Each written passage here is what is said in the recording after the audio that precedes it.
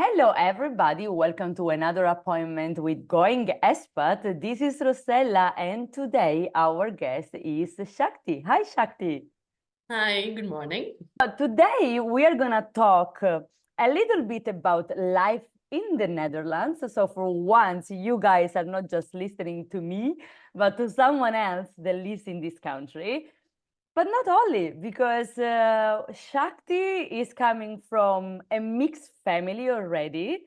So your father from Belgium, your mother from India, and Yeah, now you live in the Netherlands, but you have been living in different countries before. correct, completely. Yeah, yeah. And that's basically the reason why you also wrote a book about Chamaleontic culture. And this is something that you talk about on your Instagram account as well. So I would like to hear from you. And before that, I remind everybody that in the description of the video, they can find the links to follow you. So learn a little bit more about you. But now, Shakti, tell us about you. Yeah, thank you. Thank you for the nice description already. So I live in the Netherlands currently, in Hengelo. And in the Netherlands, I've lived in different places as well. I moved when I was 1 year.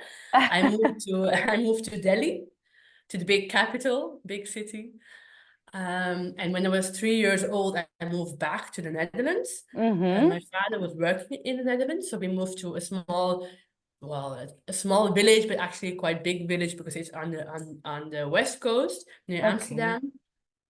And then when I was 8 years, so it's a whole big story. Wow. When I was 8 years, I moved back to India, again to Delhi, in different home. And I went to school, to a normal Indian school, not expat school. So, but the language of education was English, so that made it easy. Okay. Because I was brought up bilingual, so both Dutch and because my mother spoke to us in English actually. So Okay. both. Okay. Yeah. Well, Yeah. that's a good advantage of third culture kids, that they learn so many languages already from the beginning. So the effort is not that much because it kind of comes naturally to understand more languages and then speak them. So it's Definitely. And yeah, definitely. I think also a love for languages maybe because so I learned Hindi when I was 8 years. wow. Or maybe I already spoke it a bit before when I was 3 years. I don't remember, but at least when I was 8 years, I learned it. And later on in life, I traveled in South America and lived in a small village in Peru, and I learned Spanish. Yeah, it was Of amazing. course. Yeah, I have this want to be able to speak a language a lot as well. Maybe I see some of the pictures at the back.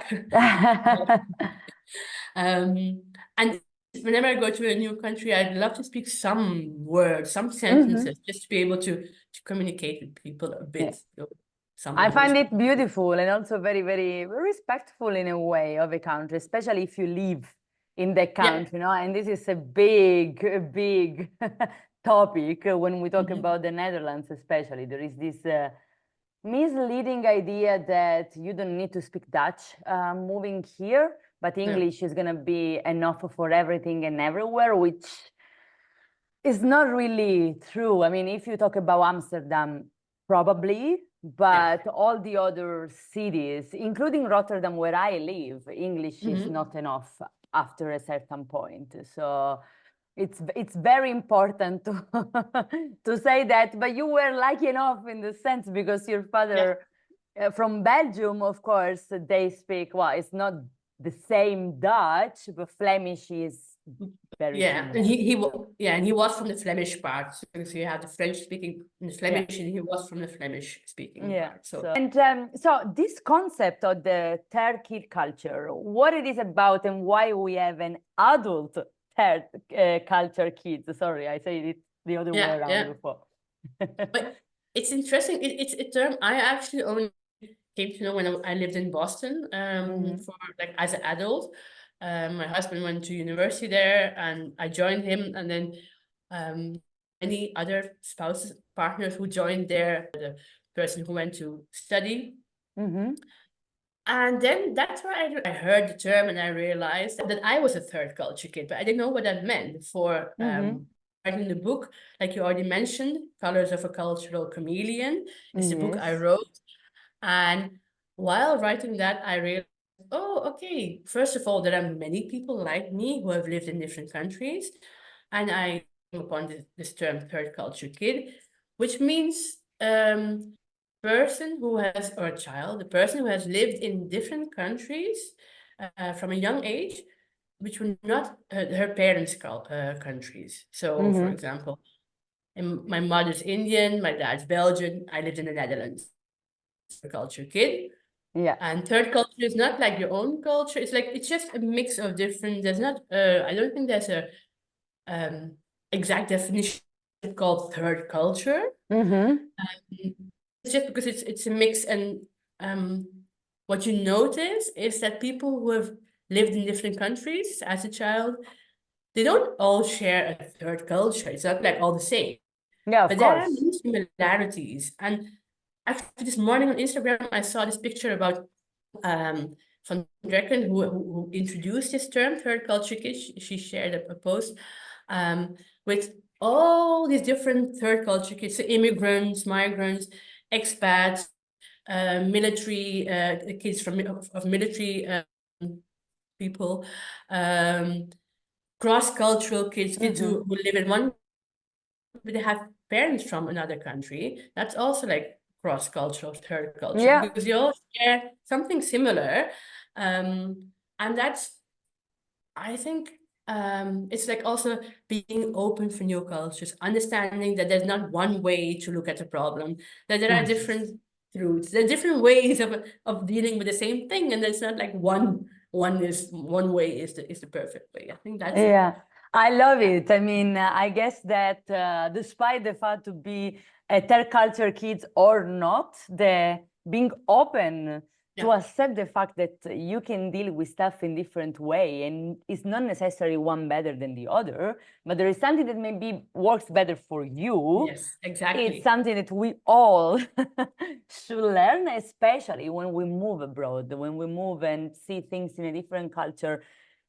The first reaction that us, like people that have been lived a lot of years in the same culture where they are born, or with the family from there, so just in this sense, we have some issues to accept, I believe. It's very difficult to deal with things that are different the way we are used to.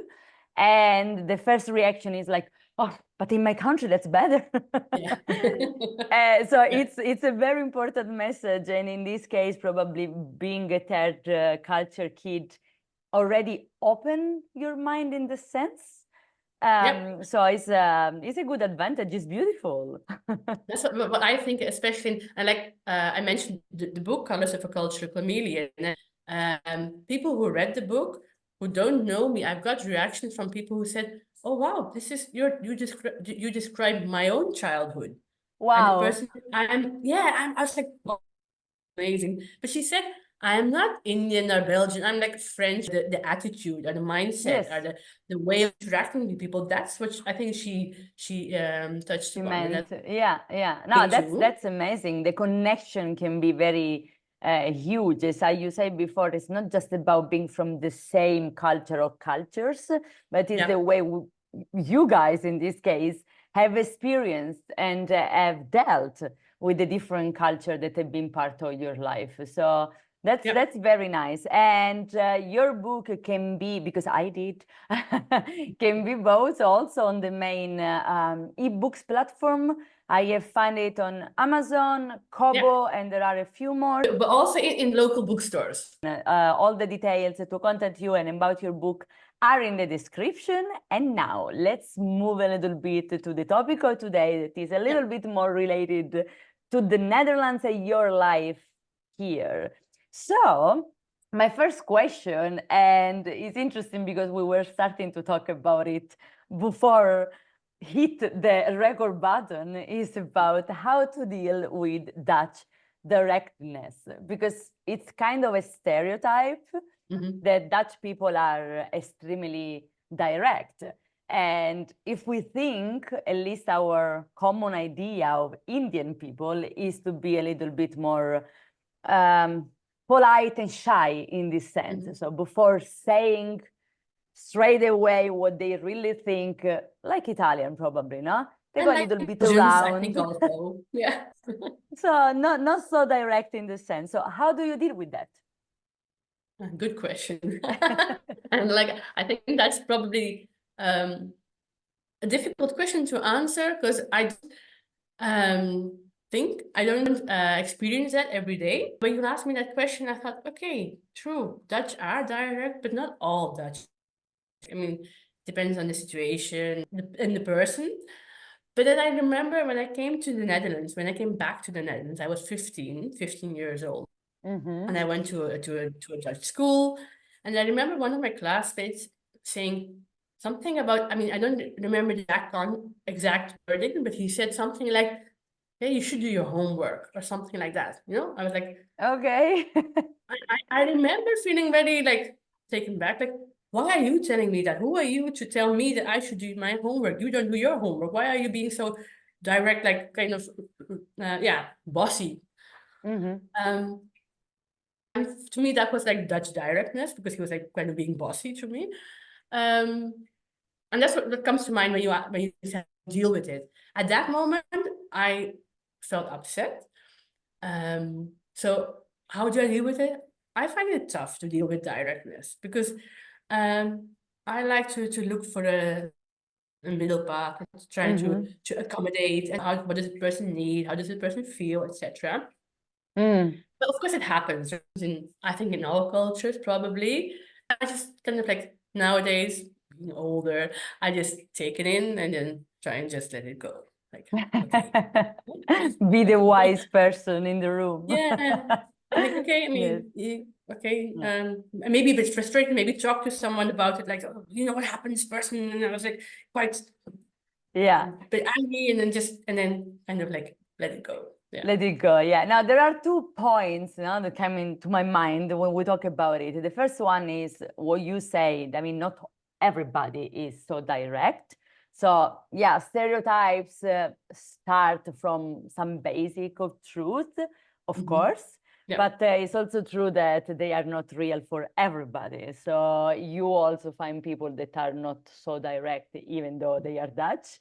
And the second point is, on the other side, it's also our job in a way to understand that they don't necessarily mean to be bad, to be mean with you. It's just their way to talk.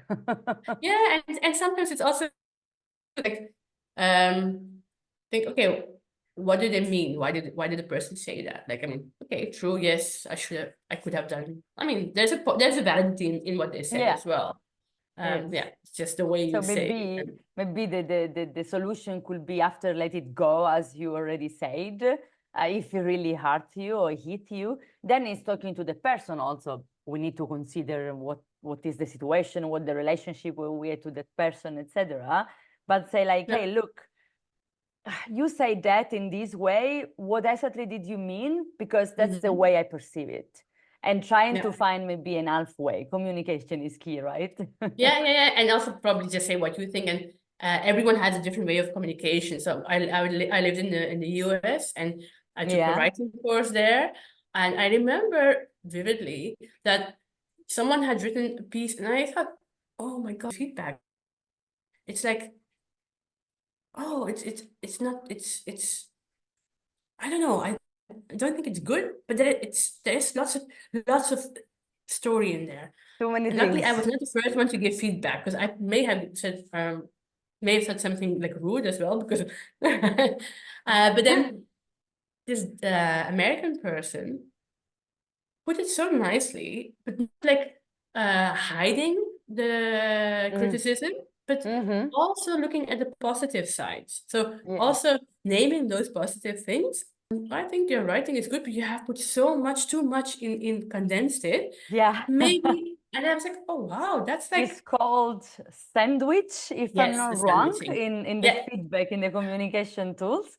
And for some people it can be very confusing, because then you focus on the good and you really don't hear anything about, okay, what I can do better. So Yeah. it's very hard also to deal with that, because you really Yes. risk to don't get the real meaning of that feedback. So Yes, but I yeah, that's quite remember. funny, because it's kind of the opposite, you know, the Dutch Yes. way, let's say. Yes. But I remember working at a Dutch company, we were taught to sandwich how to give feedback. Right. Yeah. It was also like Yes, yes, taught. I had that experience too. And okay, so we talk about a little bit, you know, this stereotype about the Netherlands. Is there the same in Belgium? I mean, you haven't lived in Belgium ever, but of course you are part of the family that is from there. Do you see similarities in the culture, or they are very different? Difficult question to answer, yes. Because Today. I probably also because I don't like stereotyping. So when I say something, I'm like, Mm. oh, but that's not true because that person was like is different. But definitely there is a big difference. I mean, there are differences between the Dutch and the Belgian culture, the way of talking or interacting. I think more subtle things like less directness, although I also know Belgians who are quite direct. Of course. And yeah, maybe ask less questions or like don't tell everything. Yeah, I think that's Okay. yeah.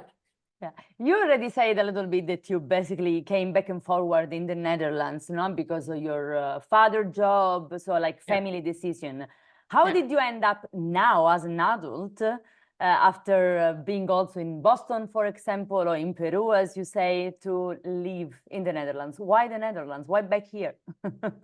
My husband is from the Netherlands. Oh, your husband is Dutch. Okay. Yes, yes. Do you like it? Do you like to be here, to be back here? Definitely, yes. But then, so each country I live, I enjoy. So even when I lived in the UK also for a year, and that felt like home. That was home, and I would love to live in the UK. Okay. And Cambridge, Boston felt I would love to live there too. For me, different places feel like home, and I'm fine living in any of those places. I would love to live in those places, and I love to live in the Netherlands too. Um, and I think it's because, well, we met each other here. We've been together for a long time. We moved abroad for my husband's work. But there's no, like many TCK kids, especially expats, like parents, multinational companies who have moved home many times, like in their childhood, like every 2 or 3 years. They have this restlessness, this urge to move, to go to a new place. I'm not sure that I have that. I love to travel. I was a few weeks ago. Oh, will we ever move? Will we ever go and live in a different country? I have an Okay, so 8-year-old. you still had the thoughts Yeah. anyway. It's still there, but it's not like we're not actively looking for a new place. Probably also because we have a son, and then Yeah, you why have to take move? that On the other in hand, I know consideration. but I know from my own experience, I loved it as a truly grateful for having lived in different countries, to having experienced that, and to know. But then that part, the Indian part, I do convey to my child. He's also truly like a bit Indian and a bit Dutch. But well, I mean, for now, I mean, we are not trees, right? This is something that I always say. We are not trees, so we can move. And sometimes the situation just happen even if you are not looking for them. Yeah. So, and with the fact that both you and your husband have been living in different places, so you have done the experience of moving and also come back. Yeah. I'm sure you can easily recognize when that need is there. or that. So who knows? Maybe next time we talk again and you are somewhere else. Exactly. Yes. I have a last question for you that is about how do you keep connection with your Indian self? Well, I definitely listen to Bollywood music. Okay, that's fun. Yeah. So I think whenever I sometimes feel like, oh, I'm missing India, then I put on my 90s Bollywood music. That was the time when I lived in India, and I love and sing the songs, and that's I think like the way I create that vibe, the Indian vibe, like putting Okay. on Bollywood music and eat some Indian food. I cook some not like every day, but once a week, or I cook Indian food. Yeah. Yeah, nice. And try to go to India too. I said it was last question, but no, this is last question. Because, and I guess it's gonna be the most difficult one, maybe. Mhm. How do you define yourself? So what you say if people ask you, where are you from? Mhm. Yeah. Sometimes I give the long answer, like I told you exactly. I said from this age to this age I lived here, from this age I lived there, and like the whole information. But actually, I always say I live in the Netherlands. I'm half Indian and half Belgian. Okay. But then I think a year ago or 2 years ago on Instagram, I saw this hashtag both not half. And I preferred that. So I'm both Indian and Belgian and Dutch. So I'm not like half, it's both. Because when I realized I am both, Yes. or all three, or well, all four, that's when I realized that's me. And it makes me happy to be able to be that fully that person, and not like, oh, and now I'm Dutch, but there's this Indian part in me which is telling, no, subdue that side because you're now here. You have to be like everyone, but not everyone is the same. Yeah, It's okay to show the different sides of the person. definitely, definitely. That's why I wanted to ask. Probably if someone asks me, like if I'm traveling and quickly someone asks me where you're from, I'll probably say the Netherlands because I'm living here. I've been Yeah, here for it's the the most easiest way. Yeah. Dutch nationality yet. Oh, okay. Tomorrow I'm getting my Oh, Dutch tomorrow. nationality. Oof. It was very nice to talk to you, Shakti, and I'm sure there are going to be some questions here and there. We keep in touch. Thank you a lot for sharing a little bit of your life with us. And thank you, everybody, for watching the video. Talk to you soon. My pleasure. Bye. Thank you. Bye.